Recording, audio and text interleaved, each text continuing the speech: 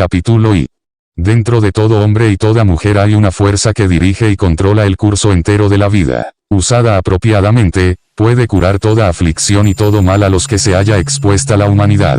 Toda religión afirma esto. Todas las formas de curación espiritual, sin importar bajo qué nombre viajen, prometen la misma cosa. Incluso el psicoanálisis emplea este poder, aunque indirectamente, usando la palabra líbido, ahora popular. Y es que la introspección crítica y la comprensión que trae hacia la psique libera tensiones de varias clases, y a través de esta liberación, el poder curador latente, interno, y natural al sistema humano, opera más libremente. Cada uno de estos sistemas se propone enseñarles a sus devotos métodos técnicos de pensamiento, o contemplación, u oración, que, de acuerdo con los términos a priori, de sus propias filosofías, renovarán sus cuerpos y transformarán todo su entorno. Ninguno o pocos de ellos, sin embargo, cumplen realmente de un modo completo la elevada promesa hecha al comienzo. Parece haber poca comprensión de los medios prácticos por los que las fuerzas espirituales que subyacen al universo y compenetran toda la naturaleza del hombre,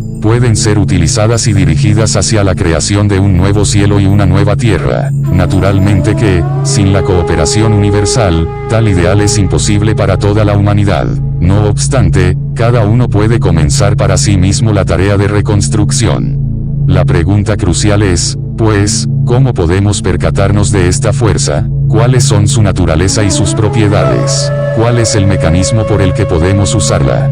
Como antes he dicho, diferentes sistemas han desarrollado procesos ampliamente diferentes por los cuales el estudiante podría adivinar la presencia de tal poder. Meditación, oración, invocación, exaltación emocional, y demandas hechas al azar a la mente universal, han sido unos pocos de tales métodos. En última instancia, si ignoramos pequeños detalles de naturaleza trivial, todos tienen esto en común, tornando el penetrante poder ígneo de la mente interiormente hacia sí misma, y exaltando el sistema emocional hasta cierto nivel. Podemos percatarnos de corrientes de fuerza previamente insospechadas, corrientes, más aún, casi eléctricas en su sensación, curadoras e integradoras en su efecto. Es el uso dirigido de una fuerza tal el que es capaz de traer la salud al cuerpo y a la mente. Cuando es dirigida, actúa como un imán. Con esto quiero decir que atrae, a quien quiera que emplea estos métodos, justo aquellas necesidades de la vida, materiales o espirituales, que urgentemente necesita, o que se requieren para su posterior evolución.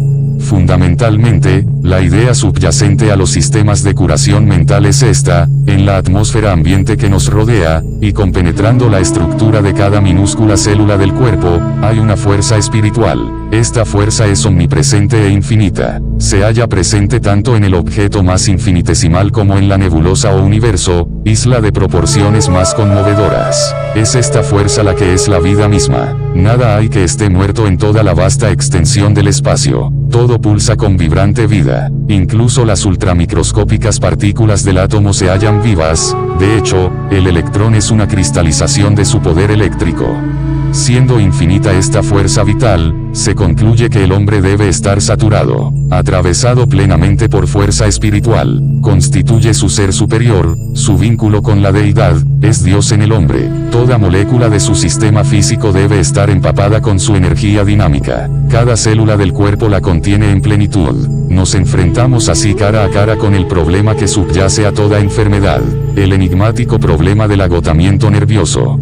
¿Qué es la fatiga? ¿Cómo puede haber agotamiento si la vitalidad y las corrientes cósmicas de fuerza se vierten diariamente a través del hombre? Primariamente, es debido a que él ofrece tanta resistencia a su flujo a su través, que se cansa y enferma, culminando finalmente el conflicto con la muerte. ¿Cómo puede el mezquino hombre desafiar al universo? Más aún, ¿cómo puede ofrecer resistencia y oposición a la fuerza que subyace, y continuamente evoluciona, en el universo? La complacencia y confusión de su perspectiva mental, la cobardía moral en la que fue educado, y su percepción falsa de la naturaleza de la vida. Estas son las causas de resistencia al flujo interior del espíritu. El que esto sea inconsciente no es un obstáculo lógico a la fuerza de este argumento, como lo han demostrado todas las psicologías profundas. ¿Qué hombre se percata realmente de todos los procesos involuntarios que transcurren dentro de él? ¿Quién es consciente del intrincado mecanismo de sus procesos mentales, de aquellos por los que su comida es asimilada y digerida, de la circulación de su sangre, de la distribución arterial de la nutrición a cada órgano corporal? Todos estos son procesos puramente involuntarios. Lo son también hasta un alto grado sus resistencias a la vida. El hombre se ha rodeado con una concha cristalizada de prejuicios y fantasías mal concebidas, una armadura que no ofrece entrada a la luz de la vida externa. ¿Por qué asombrarse si se aflige? ¿Por qué asombrarse de que esté tan enfermo e impotente, desvalido y pobre? ¿Por qué habría sorpresa en que el individuo corriente sea tan incapaz de habérselas adecuadamente con la vida? El primer paso hacia la libertad y la salud es una realización uno consciente del vasto reservorio espiritual en el que vivimos, nos movemos, y tenemos nuestro ser, un esfuerzo intelectual repetido para hacer de esto una parte y parcela de la propia perspectiva mental hacia la vida, derrumba automáticamente o disuelve algo de la dura e inflexible concha de la mente, y entonces la vida y el espíritu se vierten abundantemente, la salud surge espontáneamente, y una nueva vida comienza cuando el punto de vista sufre este cambio radical. Más aún, parecería que el entorno atrae justo a esa gente que puede ayudar de diversos modos, y precisamente aquellas amenidades que fueron esperadas por largo tiempo. El segundo paso cae en una dirección ligeramente diferente, la respiración, un proceso bien simple. Su necesidad surge del postulado siguiente: si la vida es solo una, omnipenetrante y omniabarcante, ¿qué más razonable que el mismo aire que respiramos de un momento a otro esté altamente cargado de vitalidad? Regulemos pues acordemente nuestros procesos respiratorios. Contemplamos que la vida es el principio activo en la atmósfera. Durante la práctica de esta respiración rítmica en periodos fijos del día no debería haber un esfuerzo de la mente, ninguna sobrecarga de la voluntad. Todo esfuerzo debe ser suave y fácil, es entonces que se obtiene la destreza. Dejemos que el aliento fluya hacia adentro mientras contamos mentalmente muy despacio. 1, 2, 3, 4. Entonces exhalemos contando lo mismo. Es fundamental e importante que el ritmo inicial, sea de 4 o de 10 cuentas, o cualquier otro conveniente, se mantenga, porque es el ritmo mismo el que es responsable de la fácil absorción de vitalidad desde fuera, y de la aceleración del poder divino interno. Un ritmo inmutable se manifiesta en todas partes en el universo. Es un proceso viviente cuyas partes se mueven y son gobernadas de acuerdo con las leyes cíclicas. Mirad al sol, las estrellas y los planetas. Todos se mueven con gracia incomparable, con un ritmo en sus tiempos inexorables. Solo la humanidad ha vagado, en su ignorancia y autocomplacencia, lejos de los ciclos divinos de las. Usamos aquí el término realización en el sentido de comprender por una expansión de conciencia, del T. Cosas. Hemos interferido en los procesos rítmicos inherentes a la naturaleza, y cuán tristemente hemos pagado por ello. Por lo tanto, al intentar sintonizarnos de nuevo con el poder espiritual inteligente que funciona a través del mecanismo de la naturaleza, no intentamos copiar ciegamente, sino adoptar inteligentemente sus métodos. Haced, pues, la respiración rítmica a ciertos tiempos fijos del día cuando haya pocas posibilidades de ser molestado. Cultivad sobre todo el arte de la relajación. Aprended a dirigiros a cada músculo tenso desde las puntas de los pies a la cabeza mientras yacéis sobre vuestra espalda en la cama. Decidles deliberadamente que suelten su tensión y cesen su contracción inconsciente. Pensad en la sangre fluyendo copiosamente a cada órgano en respuesta a vuestro mandato, llevando la vida y la nutrición a todas partes, produciendo un estado de salud resplandeciente, radiante. Solo después de que estos procesos preliminares hayan sido realizados, deberéis comenzar con vuestra respiración rítmica, lentamente y sin prisa. Gradualmente, conforme la mente se acostumbre a la idea, los pulmones tomarán el ritmo espontáneamente.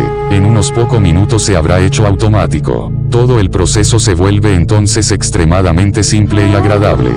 Sería imposible sobreestimar su importancia o eficacia. Conforme los pulmones toman el ritmo, inhalando y exhalando con un ritmo mesurado, lo comunican y lo extienden gradualmente a todas las células y tejidos de alrededor. Igual que una piedra arrojada a un estanque envía ondas expansivas y círculos concéntricos de movimiento, así hace el movimiento de los pulmones. En unos pocos minutos todo el cuerpo vibra en unísono con su movimiento. Cada célula parece vibrar simpáticamente, y muy pronto, todo el organismo se siente como si fuera una batería inagotable de poder. La sensación, y debe ser una sensación, es inconfundible. Simple como es, el ejercicio no debe ser menospreciado. Es sobre el dominio de esta técnica tan sencilla que se apoya en el resto del sistema. Amaestradla primero. Aseguraos de que podéis relajaros completamente, y producid después la respiración rítmica en unos pocos segundos. Capítulo I. Trato ahora de una idea fundamental y altamente significativa. Es la incapacidad de realizar o de haber captado plenamente su importancia, lo que subyace al fallo observado frecuentemente en muchos sistemas de cultura mental y curación espiritual. Igual que en el cuerpo físico hay órganos especializados para realizar funciones especializadas, así en la naturaleza mental y espiritual existen centros y órganos correspondientes. Exactamente igual que los dientes, el estómago, el hígado y los intestinos son mecanismos evolucionados y diseñados por la naturaleza para la digestión y asimilación de la comida. Hay centros similares en los otros constituyentes de la naturaleza del hombre. La boca recibe alimento. La digestión tiene lugar en el estómago y el intestino delgado. Igualmente hay un aparato para rechazar productos de desecho. En la naturaleza psíquica hay también centros focales para la absorción de poder espiritual del universo exterior. Otros hacen su distribución y circulación posible. La energía dinámica y el poder que le entran al hombre desde fuera no son uniformes o semejantes en frecuencia vibratoria. Pueden ser de un voltaje demasiado alto, por así decirlo, para ser resistidos fácilmente por él. Dentro, por tanto, hay cierto aparato psíquico por el cual pueden ser asimiladas y digeridas indiscriminadas corrientes cósmicas de energía, siendo por tanto su voltaje descendido o ajustado al nivel humano. El proceso de percatarse de su aparato psíquico, y usar la energía que genera, es parte integral de este sistema curativo. Es mi creencia que la oración y los métodos contemplativos emplean inconscientemente estos centros internos. De aquí que seríamos más sabios y mucho más eficientes en emplear deliberadamente para nuestros propios fines este poder espiritual, y los centros a través de los que fluye. Llamemos a estos últimos, por el momento, órganos psicoespirituales, de los cuales hay 5 mayores. Puesto que debemos nombrarlos, por cuanto que la mente humana gusta de clasificar y tabular las cosas, permítaseme darles los títulos menos comprometidos imaginables, de modo que no pueda oponérseles ningún sistema de prejuicios. Por conveniencia, al primero lo podemos llamar espíritu, al segundo aire, a los siguientes fuego, agua y tierra. Para ilustrar el concepto, reproduzco aquí un diagrama simple. Muestra la posición y localización de los centros. En ningún momento deseo que se entienda que estos centros son de naturaleza y posición física, aunque puedan haber paralelismos glandulares. Existen en una parte más sutil, espiritual o psíquica, de la naturaleza del hombre. Podemos incluso considerarlos no como realidades en sí mismas, sino como símbolos grandes redentores y salvadores. Bajo ciertas condiciones podemos percatarnos de ellos del mismo modo que podemos percatarnos de diferentes órganos en nuestros cuerpos físicos. Hablamos corrientemente de la razón como situada en la cabeza, refiriendo la emoción al corazón y el instinto al estómago. Similarmente, existe una correspondencia natural entre estos centros y varias partes del cuerpo. El axiomático en este sistema que hay 3 mecanismos o medios principales por los que podemos percatarnos de estos centros, para despertarlos de su estado durmiente, de modo que puedan funcionar dentro apropiadamente. Los 3 medios son pensamiento, color y sonido. La mente debe concentrarse en la supuesta posición de estos centros uno por uno. Entonces deben entonarse y vibrarse ciertos nombres que deben considerarse como ritmos vibratorios. Finalmente, cada centro ha de visualizarse como teniendo un color y una forma particulares. La combinación de estos 3 agentes despierta gradualmente los centros a partir de su latencia. Lentamente son estimulados al funcionamiento, cada uno de acuerdo a su propia naturaleza, vertiendo una corriente de energía y poder altamente espiritualizados en el cuerpo y la mente. Cuando finalmente su operación se hace habitual y estabilizada, el poder espiritual que generan puede ser dirigido a voluntad para curar varias aflicciones y enfermedades, tanto de naturaleza psicológica como física. Puede también ser comunicado por una simple imposición de manos a otra persona. Simplemente pensando con fijeza e intención, la energía puede incluso ser comunicada de mente a mente telepáticamente, o transmitida a través del espacio a otra persona a varias millas de distancia, no ofreciendo los objetos en el espacio ninguna interrupción u obstáculo a su paso. En primer lugar, la posición de los centros, tal como se muestra diagramáticamente, debe memorizarse. Deben estimularse a la actividad sentándose o tumbándose sobre la espalda en un estado perfectamente relajado. Las manos pueden recogerse en el regazo o bien, con los dedos cruzados, permitirse descansar sueltamente bajo el plexo solar. Debería inducirse la calma de la mente, y varios minutos dedicados a la respiración rítmica deberían resultar en la sensación de una suave ondulación sobre el diafragma. Imaginad después por encima de la región coronal de la cabeza una bola o esfera de luz blanca brillante. No forcéis a la imaginación para que visualice la esfera de luz. La fuerza solo resultaría en el desarrollo de tensión neuromuscular, y esto impediría nuestro propósito. Hágase tranquila y fácilmente. Si la mente vaga, como de hecho lo hará, esperad un momento o dos y volvedla atrás suavemente. Al mismo tiempo, vibrad o entonad la palabra eye, pronunciada como y e. Después de unos pocos días de práctica será fácil imaginar al nombre vibrando por encima de la cabeza en el centro llamado espíritu. Esta es la divinidad inmanente o que cubre a cada uno de nosotros, el ser espiritual básico del que todos podemos extraer. Eye significa literalmente yo soy, y este centro representa la conciencia interna del yo soy. El efecto de dirigir así mentalmente la vibración es el de despertar el centro a la actividad dinámica. Una vez que empieza a vibrar y rotar, se sienten emanar hacia abajo luz y energía, sobre y dentro de la personalidad.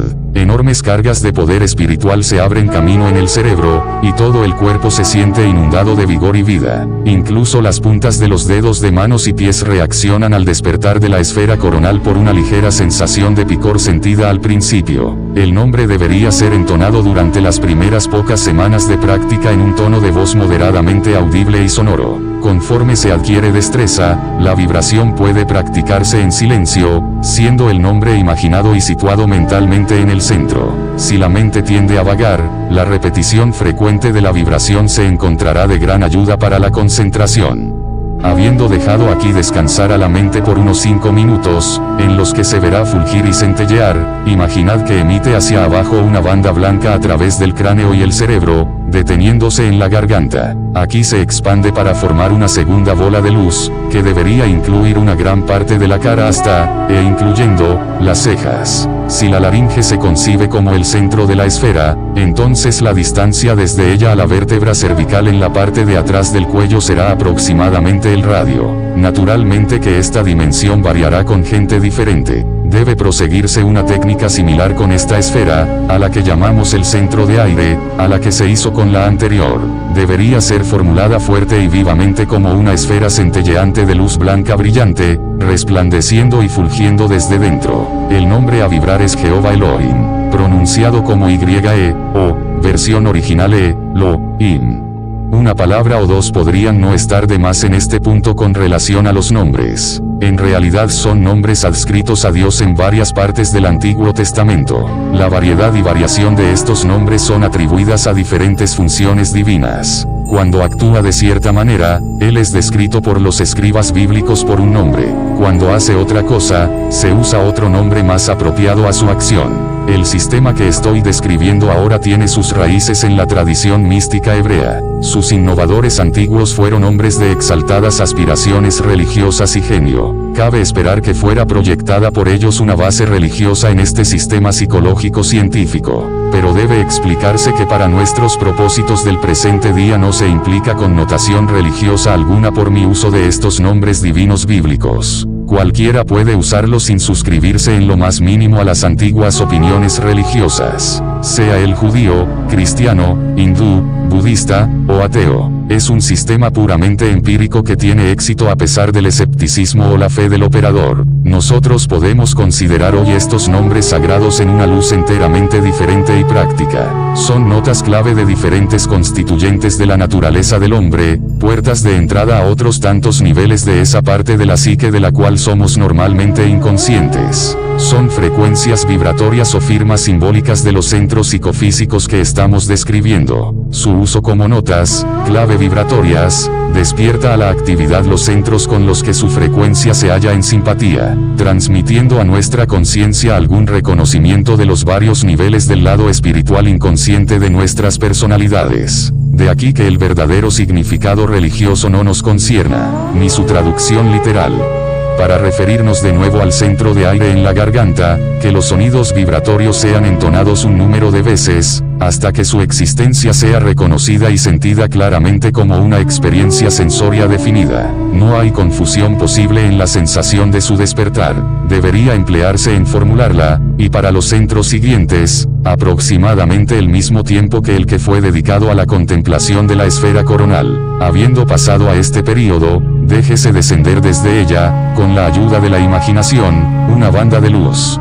Descendiendo a la región del plexo solar, justo debajo del esternón o hueso del pecho, la banda se expande de nuevo para formar una tercera esfera. Esta es la posición del centro de fuego. La atribución del fuego a este centro es particularmente apropiada, porque el corazón se halla notoriamente asociado con la naturaleza emocional, con el amor y los sentimientos superiores. Cuán frecuentemente no hablamos de una ardiente pasión, y de la llama del amor, y demás. El diámetro de esta esfera cardíaca de alrededor debería ser tal como para extenderse desde la parte frontal del cuerpo hasta la espalda. Vibrad aquí el nombre Jehová Elohim, Das, pronunciado como YE, o, versión original Lobe, Da, As. Tened cuidado de que la entonación vibre bien dentro de la esfera blanca formulada. Si esto se hace, se sentirá al punto de emanar una radiación de calor desde el centro, estimulando suavemente todas las partes y órganos de alrededor. Puesto que la mente funciona en y a través del cuerpo, siendo coextensiva con él,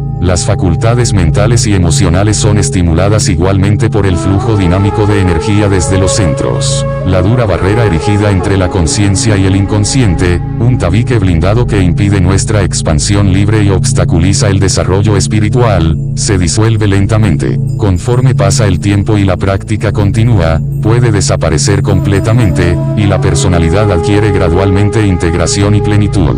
Así la salud se expande a cada función de la mente y el cuerpo, y la felicidad aparece como una bendición permanente. Continuad la banda hacia abajo desde el plexo solar hasta la región pélvica, la región de los órganos generativos. Aquí también, ha de visualizarse una esfera radiante, aproximadamente de las mismas dimensiones que la superior. Aquí también ha de entonarse un nombre para producir una rápida vibración en las células y moléculas del tejido de esa región. Shaddai el Chai debe pronunciarse Sha, Dai el Chai. A la mente debe permitírsela detenerse en la formulación imaginativa por algunos minutos, visualizando la esfera como de una brillantez blanca, y cada vez que la mente vague desde tal brillantez, como al principio estará obligada a hacerlo, dejadla volver suavemente por vibraciones repetidas y poderosas del nombre. Puede temerse que esta práctica despertase o estimulase innecesariamente el sentimiento y las emociones sexuales. En aquellos en los que está rabiando un conflicto sexual, tal aprensión es justa y legítima. En realidad, sin embargo, el temor es sin fundamento, porque la contemplación del centro de agua como una esfera de luz blanca conectada por una banda a los centros superiores y más espirituales actúa de un modo bastante más sedante, y de hecho la estimulación sexual puede alejarse, no por una represión ignorante y corta de vista, sino por la circulación de tales energías a través del sistema por medio de esta práctica. Puede instigarse así un proceso de sublimación concienzudo y de largo alcance, casi alquímico en efecto. Esto no debe ser interpretado como una legitimación de la evasión del problema sexual. El paso final es visualizar de nuevo la banda descendiendo desde la esfera reproductiva, moviéndose hacia abajo a través de los muslos y piernas, hasta que golpea los pies. Ahí se expande desde un punto aproximadamente por debajo del tobillo, y forma una quinta esfera. Hemos llamado a este el centro de tierra. Que la mente formule aquí, exactamente como antes, una brillante esfera deslumbrante del mismo tamaño que las anteriores. Vibrad el nombre Adonai, Aretz como Ado, Naya, A, Rex. Habiendo utilizado varios minutos en despertar este centro por un pensamiento fijo y persistente y por la vibración repetida del nombre, deteneos un pequeño rato. Tratad entonces de visualizar claramente la banda completa de luz plateada, adornada como si fuera con 5 vistosos diamantes de incomparable brillantez, extendiéndose desde la corona de la cabeza hasta las plantas de los pies. Pero unos pocos minutos bastarán para dar realidad a este concepto, trayendo una realización de las poderosas fuerzas que, actuando sobre la personalidad, son finalmente asimiladas en el sistema psicofísico después de su transformación y pasaje a través de los centros imaginativos. La combinación de la respiración rítmica junto a la visualización voluntaria del descenso de poder a través de la banda de luz del pilar del medio, como también se llama, produce con mucho los mejores resultados. Conforme se adquiere la destreza y la familiaridad en la formulación de los centros, puede hacerse una adición a la técnica. Anteriormente indiqué que el color era una consideración muy importante por lo que se refiere a esta técnica. Cada centro tiene una diferente atribución de color, aunque es más sabio por un largo periodo de tiempo refrenarse de usar otro color que no sea el blanco. Se atribuye el color blanco al centro de espíritu o coronal. Es el color de la pureza, del espíritu, la divinidad, y demás. Representa, no tanto un constituyente humano, sino un principio universal y cósmico que cubre a toda la humanidad. Conforme descendemos en la banda, sin embargo, los colores cambian. El lila es atribuido al centro de aire o de la garganta, y representa particularmente las facultades mentales, la conciencia humana como tal. Para el centro de fuego, el rojo es una asociación obvia que no requiere posterior comentario. El azul es el color referido al centro de agua, es el color de la paz, la calma y la tranquilidad, ocultando una enorme fuerza y una virilidad enormes. En otras palabras, su paz es la paz de la fuerza y el poder, más que la inercia de la mera debilidad. Finalmente, el color referido al centro interior de la Tierra es el vermellón, el rico y profundo color de la Tierra misma, el fundamento sobre el que descansamos.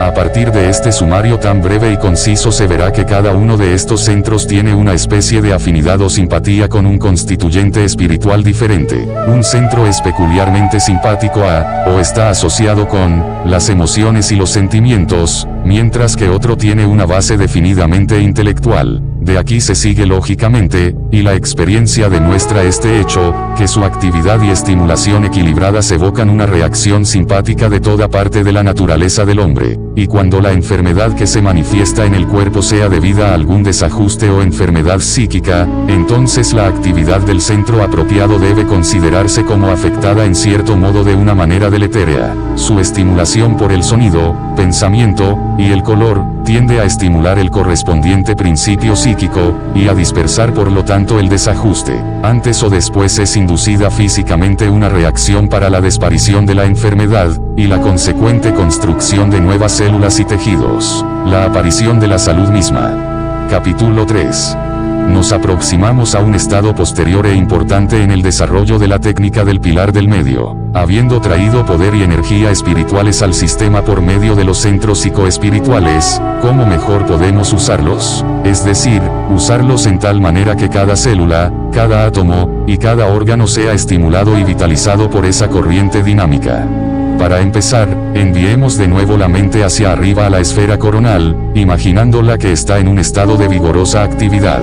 Esto es, gira rápidamente, absorbiendo energía espiritual del espacio circundante, transformándola de tal modo que resulta asequible para el uso inmediato en cualquier actividad humana. Imaginad después que tal energía transformada fluye, como un manantial, hacia abajo por el lado izquierdo de la cabeza, el lado izquierdo del tronco y la pierna izquierda. Mientras la corriente está descendiendo, la respiración debería ser exhalada lentamente en un ritmo conveniente. Con la lenta inhalación del aliento, imaginad que la corriente vital pasa de la planta del pie izquierdo al pie derecho, y asciende gradualmente por el lado derecho del cuerpo. De este modo, retorna a la fuente de la que surgió, el centro coronal, la fuente humana de toda energía y vitalidad, habiendo sido establecido así un circuito eléctrico cerrado. Naturalmente que esta circulación es visualizada como persistiendo dentro del cuerpo más que viajando alrededor de la periferia del contorno físico. Es, por decirlo así, una circulación psíquica interior más que una puramente física.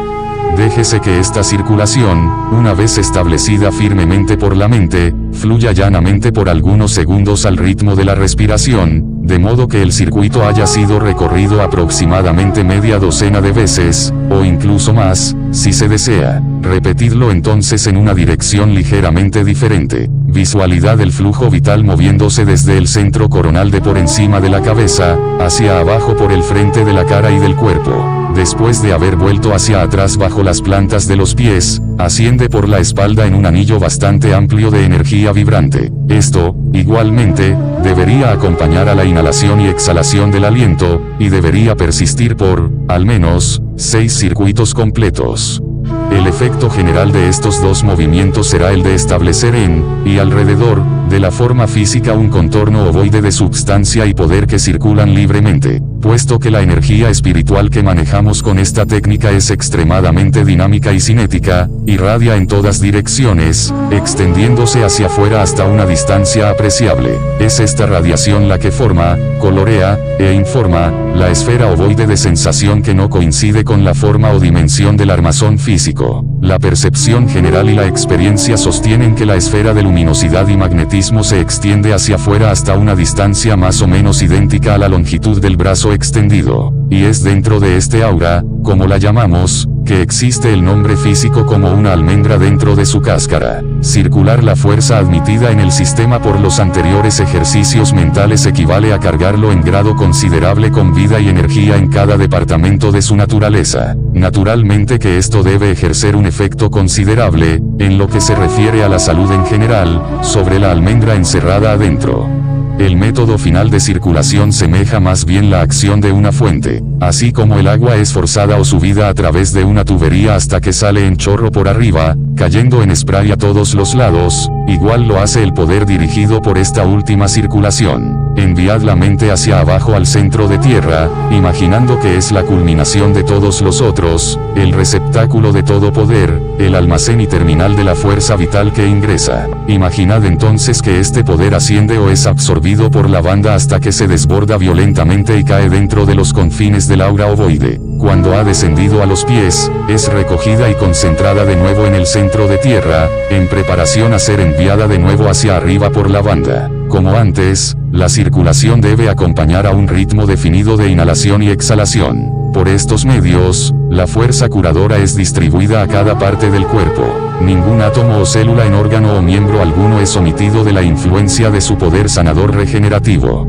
Habiendo completado las circulaciones, puede permitirse que la mente se detenga tranquilamente en la idea de la esfera de luz, de cualidad espiritual y sanadora vital, rodeando todo el cuerpo.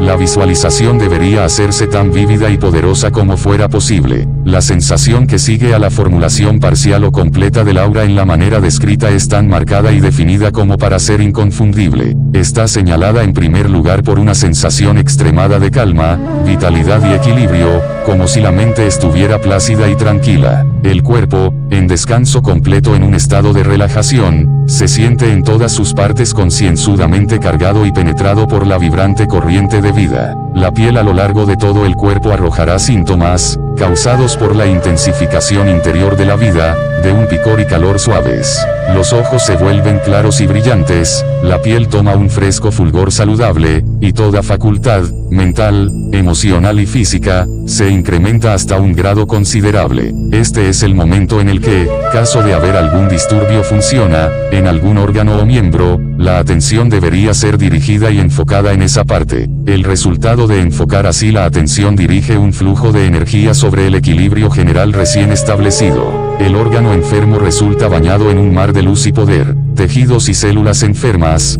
bajo el estímulo de tal poder, son gradualmente destruidos, y rechazados de la esfera personal. La corriente sanguínea revitalizada es capaz entonces de enviar a ese punto nueva nutrición y nueva vida, de modo que puedan construirse fácilmente nuevos tejidos, fibras, células, etc. De este modo, la salud es restaurada por la persistente concentración del poder divino en ese punto, continuando por unos pocos días en el caso de aflicciones superficiales, y por meses en el caso de problemas crónicos y severos. Todos los síntomas pueden ser eliminados con éxito sin que otros vengan a tomar su lugar. La eliminación es el resultado de estos métodos. Incluso las erupciones psicogénicas pueden ser curadas así, porque las corrientes de fuerza surgen desde el estrato más profundo del inconsciente, donde estas psiconeurosis tienen su origen y donde aprisionan la energía nerviosa, impidiendo la expresión espontánea y libre de la psique. El brotar de la libido, como es llamada la fuerza vital en círculos psicológicos, disuelve las cristalizaciones y los tabiques blindados que dividen los diversos estratos de la función psíquica. Cuando el problema a ser atacado es la enfermedad orgánica, el procedimiento a seguir es ligeramente diferente. Uno debería estar aún bajo el cuidado de un médico competente.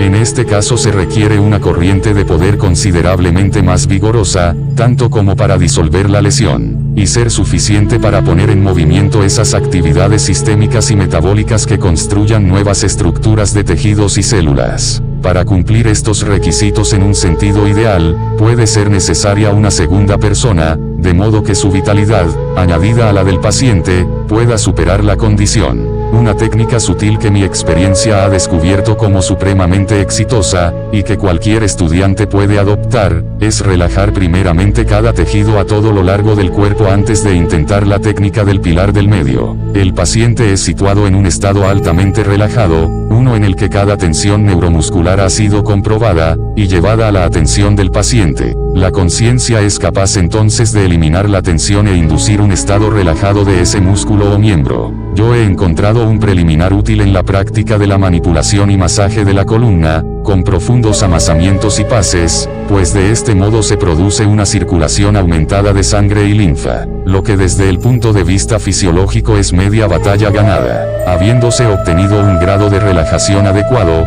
los pies del paciente se cruzan por los tobillos, y sus dedos se entrelazan para descansar ligeramente por encima del plexo solar. El operador o curador se sienta entonces al lado derecho de la persona si el paciente fuera diestro, viceversa para un paciente zurdo. Poniendo su mano derecha suavemente en el plexo solar bajo las manos unidas del paciente, y su mano izquierda en la cabeza del paciente, se establece al punto una forma de rapport. En pocos minutos se establece una libre circulación de magnetismo y vitalidad, rápidamente discernible tanto por el paciente como por el curador.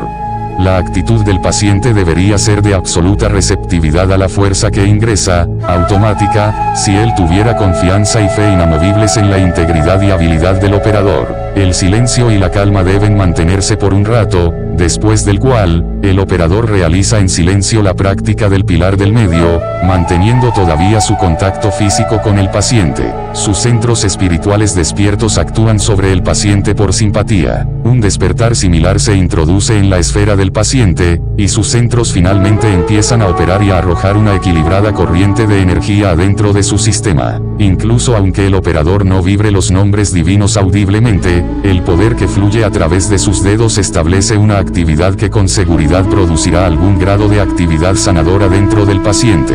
Sus centros psicoespirituales son excitados simpáticamente a la asimilación y a la proyección activas de la fuerza, de modo que, sin ningún esfuerzo consciente por su parte, su esfera es invadida por el poder divino de curación y de vida. Cuando el operador llega al punto de la circulación, emplea su facultad interna de visualización, un verdadero poder mágico sin duda, de forma que las aumentadas corrientes de energía fluyen no solo a través de su propia esfera, sino también a través de la de su paciente. La naturaleza de este rapport empieza a sufrir ahora un cambio sutil, mientras que anteriormente existía una estrecha simpatía, y una estructura armoniosa de la mente mantenida mutuamente. Durante y después de la circulación hay una verdadera unión y entremezcla de los dos campos de energía. Ellos se unen para formar una sola esfera continua conforme procede el intercambio y la transferencia de energía vital. De ese modo, el operador, o su psique inconsciente o ser espiritual, es capaz de adivinar exactamente de qué potencial debería ser su corriente proyectada, y a dónde debería dirigirse precisamente.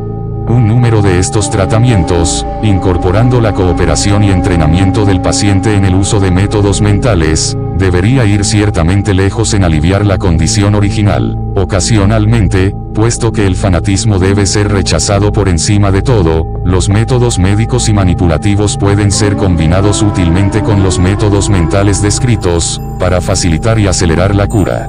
Aunque he recalcado la curación de dolencias físicas en lo que precede, no se insistirá demasiado en que este método es adecuado para aplicarse a una hueste de otros problemas. Esta descripción de la técnica se encontrará adecuada para todas las otras situaciones que puedan presentársele al estudiante, sean un problema de pobreza, desarrollo del carácter, dificultades sociales o maritales, y de hecho cualquier otro tipo de problema en el que pueda uno pensar.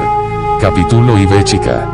La repetición es a menudo inapreciable, tanto en enseñar como en aprender nuevos temas. De aquí que una recapitulación de los varios procesos envueltos en la práctica del pilar del medio ayudará a clarificar algunos acertos. Y yo quisiera añadir una consideración posterior que ayudará a hacer todo el método más efectivo, elevándolo a un plano superior de entendimiento y consecución espiritual. Este último paso le permitirá al estudiante poner en operación factores dinámicos que hay dentro de la psique humana, que le ayudarán en la producción del resultado deseado. El primer paso, como hemos visto, es un ejercicio psicofísico.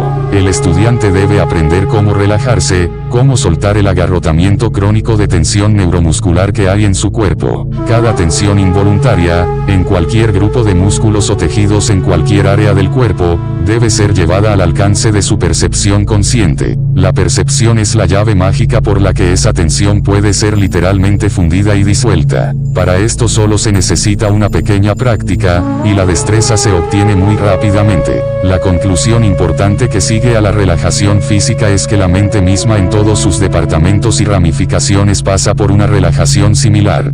La tensión psíquica y la inflexibilidad somática son las grandes barreras que impiden realizar la omnipresencia del cuerpo de Dios. Ellas realmente le impiden a uno percatarse de la presencia continua de la fuerza vital, la dependencia de la mente sobre, incluso la identidad final, con la mente universal, el inconsciente colectivo. Habiendo sido eliminadas las insignificantes barreras de la mente, y fluyendo la vida a través de su extensa organización, nos hacemos conscientes casi inmediatamente del principio dinámico que compenetra y atraviesa todas las cosas. Este paso es sin duda la fase más importante en la aplicación de estas técnicas psicoespirituales.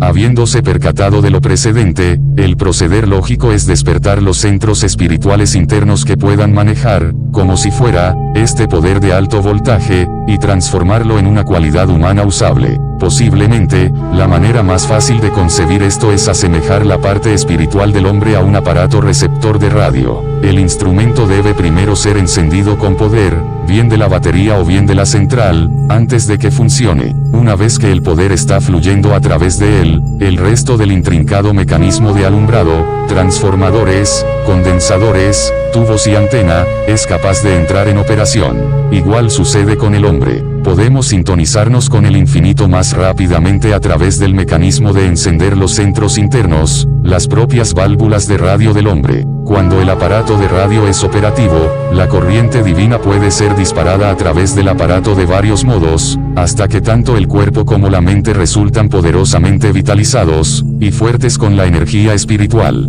Pero todo esto es meramente preparatorio. El aparato de radio puede estar encendido, los condensadores y transformadores y antena en perfecta operación, pero ¿qué queremos hacer con él? Igual sucede aquí. Necesitamos dinero. La enfermedad está presente. O tenemos rasgos morales o mentales indeseables, o que no. En la utilización de esta energía espiritual tenemos que elevar nuestras mentes de tal modo, que el deseo de nuestro corazón se realice automáticamente sin prácticamente esfuerzo alguno. El ansia, el deseo del corazón, la meta a alcanzar, deben mantenerse firmemente en la mente, vitalizada por el poder divino, pero impulsada hacia adelante en el universo por la intensidad ígnea de toda la exaltación emocional de la que somos capaces. La oración es por lo tanto indispensable. Oración, no solo como una petición a algún Dios fuera del universo, sino oración concebida como el estímulo espiritual y emocional calculado para producir una identificación o realización de nuestra propia deidad.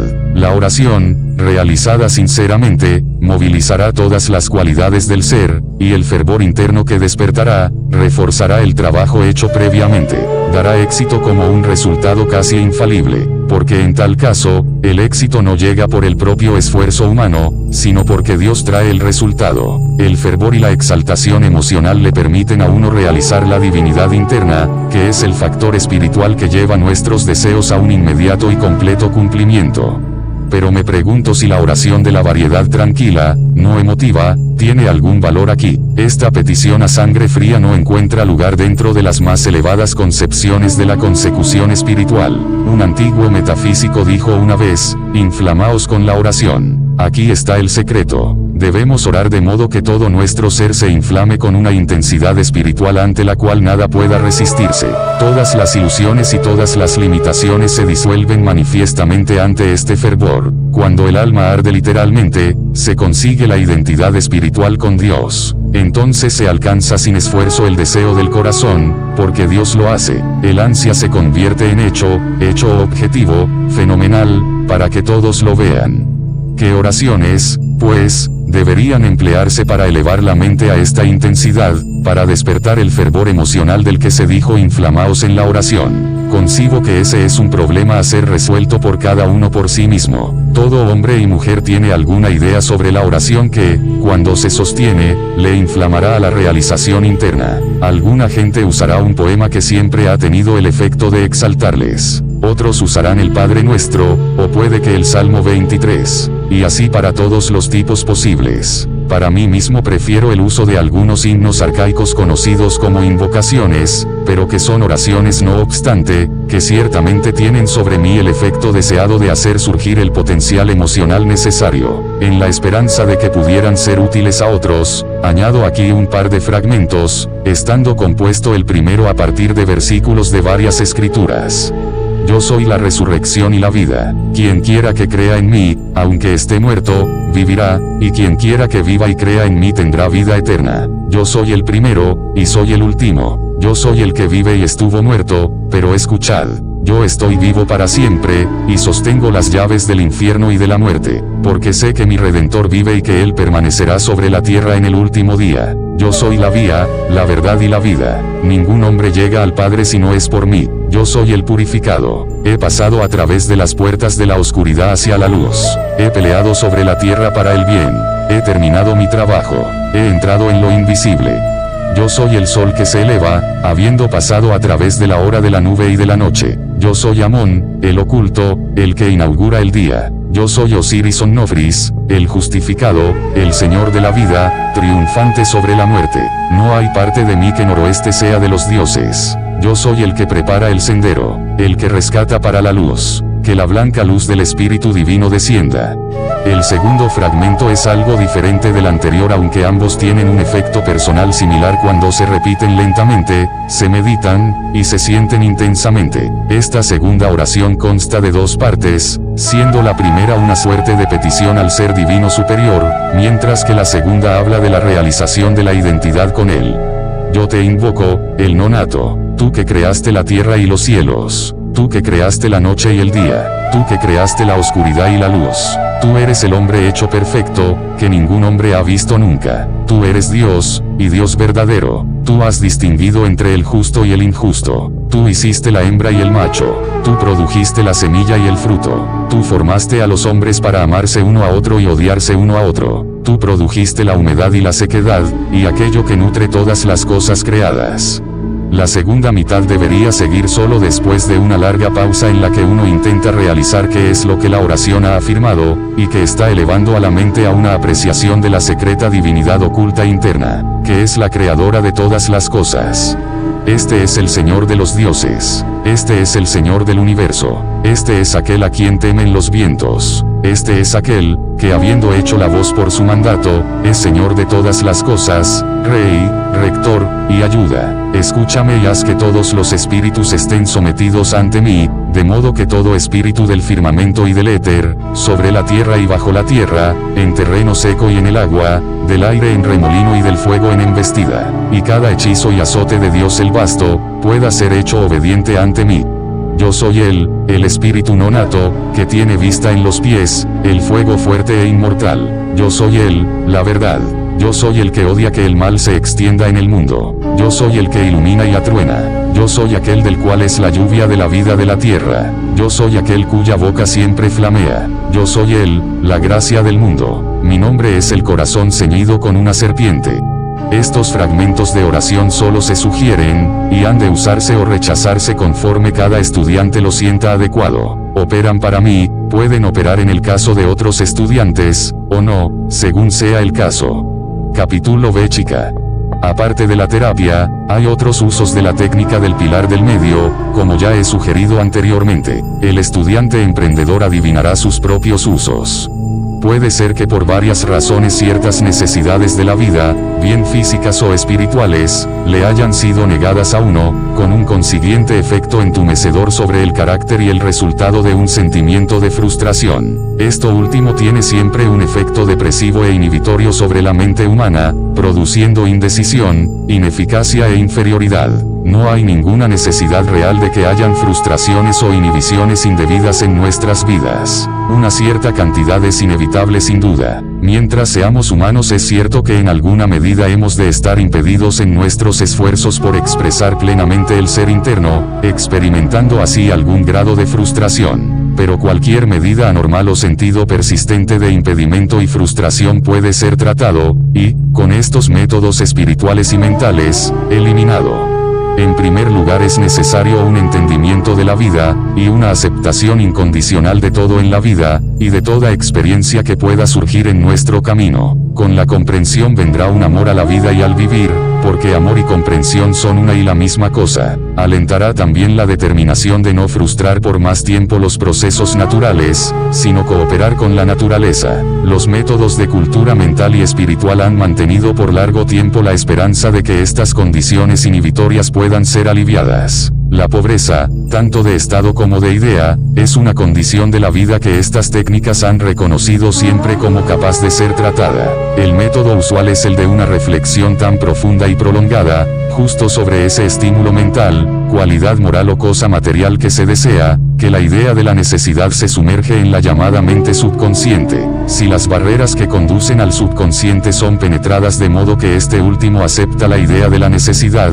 entonces, así se dice, antes o después, la vida atraerá inevitablemente hacia uno esas cosas requeridas. Pero, como ocurre con todos los métodos terapéuticos, hubieron muchos casos en los que, a pesar de adherirse estrechamente a las técnicas prescritas, el éxito no llegó. Es mi opinión, por tanto, que ellos fallan por la mismísima razón por la que fallan sus esfuerzos de curación.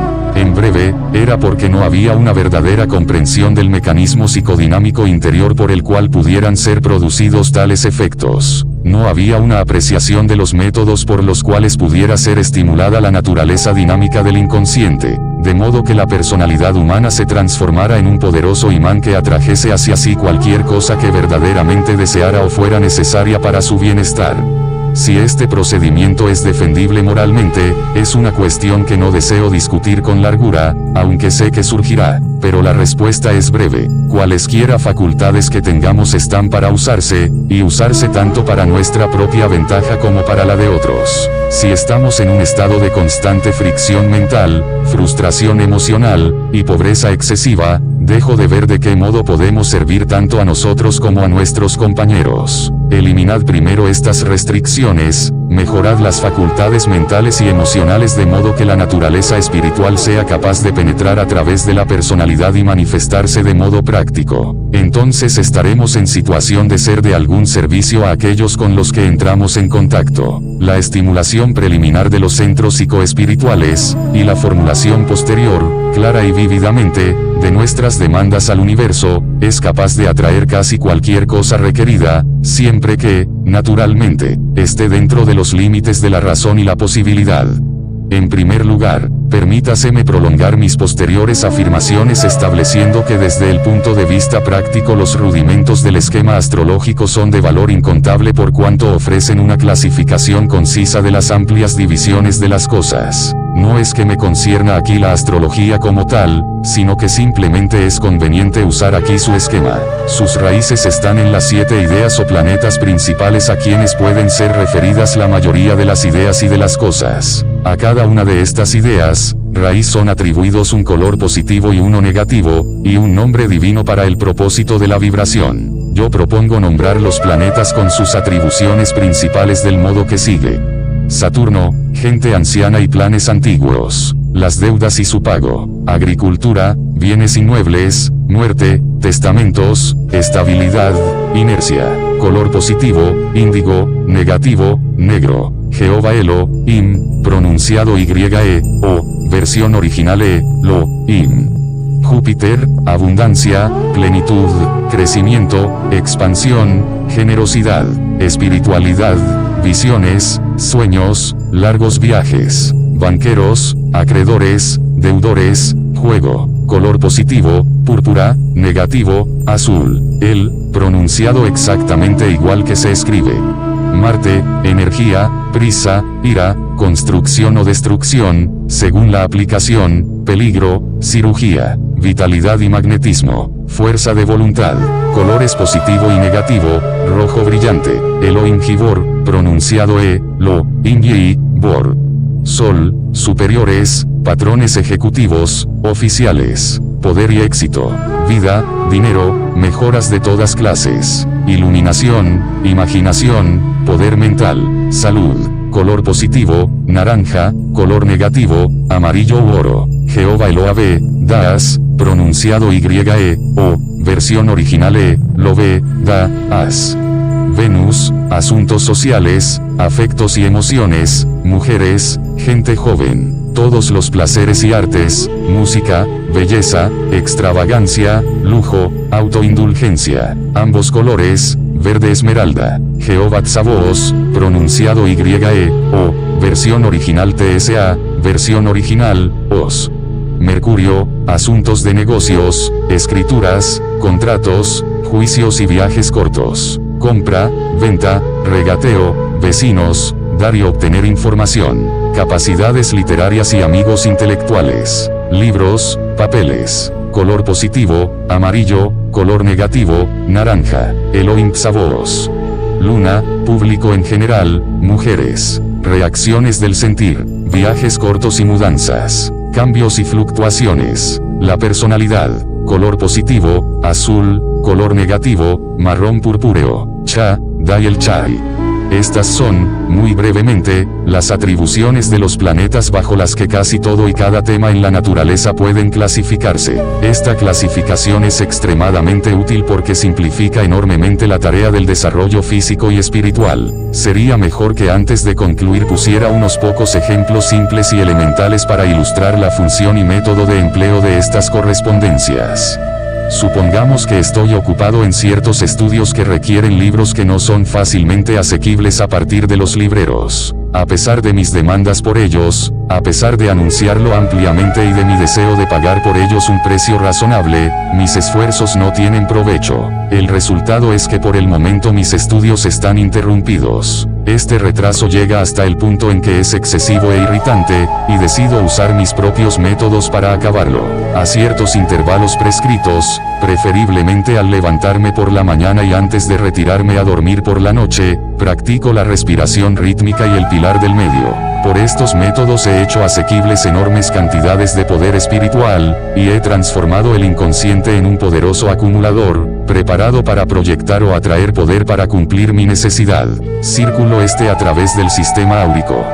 Mi siguiente paso consiste en visualizar el color negativo o pasivo de Mercurio, el naranja, de modo que meditando sobre él cambie el color del aura circundante a ese color.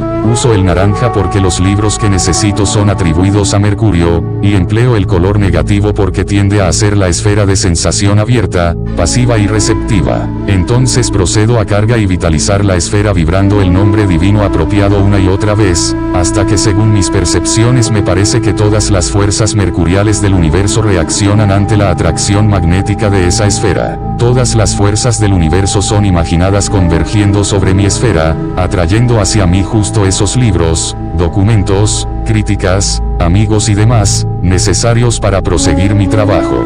Inevitablemente, después de un trabajo persistente y concentrado, oigo por amigos o libreros, como por casualidad, tal parecería, que estos libros están disponibles. Se procuran introducciones a la gente adecuada, y a la larga mi trabajo es asistido. Los resultados ocurren sin embargo de un modo perfectamente natural. Uno no debe imaginarse que el uso de estos métodos contraviene las leyes conocidas de la naturaleza y que ocurrirá un fenómeno milagroso. Lejos de ello, no hay nada en ello que sea sobrenatural. Estos métodos están basados en el uso de principios psíquicos normalmente latentes dentro del hombre, y que todos poseen. Ningún individuo es único a este respecto, y el uso de estos principios psíquicos trae resultados a través de canales bastante normales, pero insospechados.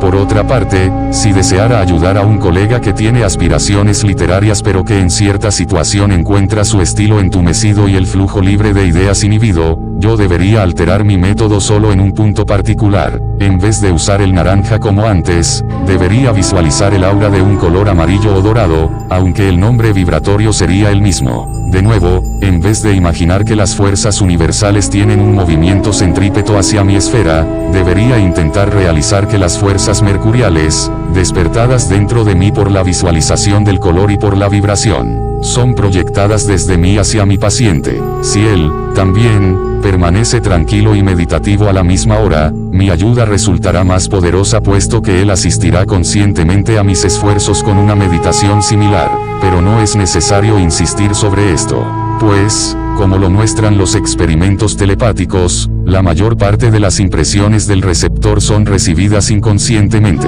Por lo tanto, en el caso del paciente, su propia psique inconsciente captará automáticamente, y de necesidad, la inspiración y el poder que yo le haya enviado telepáticamente in absentia.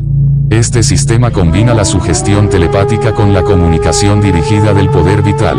Yo me opongo fuertemente a esos apologistas parciales que mantienen en teoría una facultad para detrimento de la otra. Algunos niegan la sugestión o la telepatía, y arguyen demasiado entusiásticamente a favor del magnetismo vital. Otros rehúsan categóricamente admitir la existencia del magnetismo, presionando sus pruebas exclusivamente a favor de la telepatía y la sugestión. Ambos, a mi entender, son incorrectos y dogmáticos cuando insisten solo sobre su idea como teniendo validez universal, o siendo el único modo lógico de explicación. Igualmente, cada uno está en lo correcto en algunos respectos y en cierto número de casos, hay un lugar para ambos en la economía natural de las cosas. Los recursos de la naturaleza son lo suficientemente grandes y extensos como para admitir la existencia mutua de ambos, y de innumerables otros poderes también. El procedimiento técnico es, como ya he mostrado, extremadamente simple, incluso al emplearlo para fines subjetivos. Suponed que de pronto me llega la realización de que, en vez de ser la persona magnánima que me imaginaba ser, soy realmente mezquino y tacaño. Por supuesto que podría ir a través de un curso de psicoanálisis para descubrir por qué mi naturaleza anterior en la vida había sido torcida de modo que se engendrase un hábito de mezquindad. Pero este es un negocio largo y costoso, malos argumentos, lo admito, contra su necesidad, y mucho dependerá del analista y de sus relaciones conmigo. Mis primeros pasos consisten en los descritos anteriormente: respiración rítmica, la banda de luz formulada de cabeza a pies, y la circulación de la fuerza a través del aura. Recordando entonces que una visión y actitud generosas hacia la vida es una cualidad jupiteriana, me rodearía con una esfera azul, vibrando al mismo tiempo frecuente y poderosamente el nombre divino El, Depende enteramente de la familiaridad y destreza propias con el sistema el que los nombres sean vibrados silenciosa o audiblemente, pero, por cualquiera de ambos caminos, poderosas corrientes jupiterianas compenetrarán mi ser. Visualizaría incluso cada célula bañada en un océano azul, e intentaría imaginar corrientes, que invaden mi esfera desde cada dirección, de modo que todo mi pensamiento y mi sentimiento estén literalmente en términos de azul. Lentamente, una sutil transformación tiene lugar. Esto es, si yo fuera realmente sincero, deseoso de corregir mis faltas, y si intentara llegar a ser lo suficientemente generoso como para realizar la práctica con fe y a menudo. De igual manera, si un amigo o paciente sufriera de un vicio similar en él, y apelase a mí por ayuda, usaría en este caso un color positivo para la proyección. Formularía mi esfera como una activa y dinámica esfera púrpura, rica y real en color, y proyectaría su influencia generosa, curadora y fecunda, sobre su mente y su personalidad. Con el tiempo la falta sería corregida a su satisfacción, y estimularía así su naturaleza espiritual. Y así siempre con todo lo demás. Estos pocos ejemplos, estoy seguro, habrán mostrado la aplicación de los métodos. No es suficiente simplemente con desear ciertos resultados y esperar ociosamente que estos lleguen. Con un proceder ocioso solo puede venir el fracaso. Cualquier cosa de valor y que deba tener éxito requiere una gran cantidad de trabajo y perseverancia. La técnica del pilar del medio no es una excepción, ciertamente, pero la devoción a ella es extremadamente valiosa por la naturaleza y la calidad de los resultados que la siguen. Realizada una vez al día, demostrará la eficacia del método. 2 veces sería mucho mejor, especialmente si hay alguna enfermedad o dificultad psíquica que superar. Después de un tiempo, el estudiante que es sincero y en el cual la naturaleza espiritual se está desenvolviendo gradualmente, se aplicará él mismo al método, aparte de la promesa que he hecho.